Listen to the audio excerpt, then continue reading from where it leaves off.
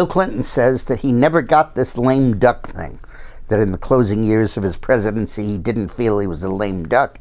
He worked tirelessly right up until the minute he left office. That's true. He had a lot to do.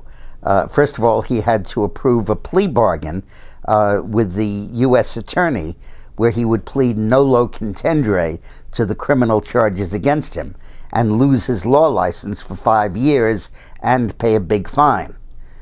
Secondly, he was very busy signing legislation prohibiting the federal government from regulating derivatives, legislation the big banks wanted that he signed in the last few days of his presidency, which enabled him to get huge speaking fees from those corporations as soon as he left office. He was hard at work with the Justice Department and the White House staff, feverishly processing pardons for his major political donors. He pardoned Mark Rich, whose wife gave over $1 million to the Clinton Library. He pardoned Carlos Vignali, a major drug dealer, the head of the cocaine and crack industry in Minnesota. He pardoned a Circus Barker who committed fraud, who was represented by Hillary's brother. He pardoned his own brother.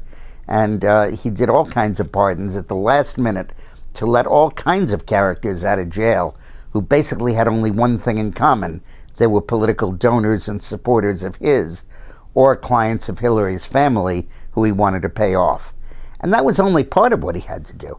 He and his wife had to work on stealing the White House china and the other artifacts from the White House. They ultimately took out almost $200,000 in china and other stuff and had to return about half of it because it turned out it didn't belong to them. So Bill Clinton had a very busy time in the last couple of months as lame duck. But Bill Clinton is very busy trying to varnish his record, polish up certain points, obscure other points, so that it looks good for Hillary to take it into battle as she runs for president. But as he does that, let's remember the truth about what really went on. Thanks for watching. By the way, this video you just saw was produced based on material from the Hillary Daily, the new website that Eileen has set up, that she populates every day, really every hour, with stories about Hillary Clinton. Go to it, thehillarydaily.com, and I urge you to sign up. We do mailings from that are much more detailed in Hillary than the stuff that we generally do through dickmorris.com, so it's worthwhile signing up for it.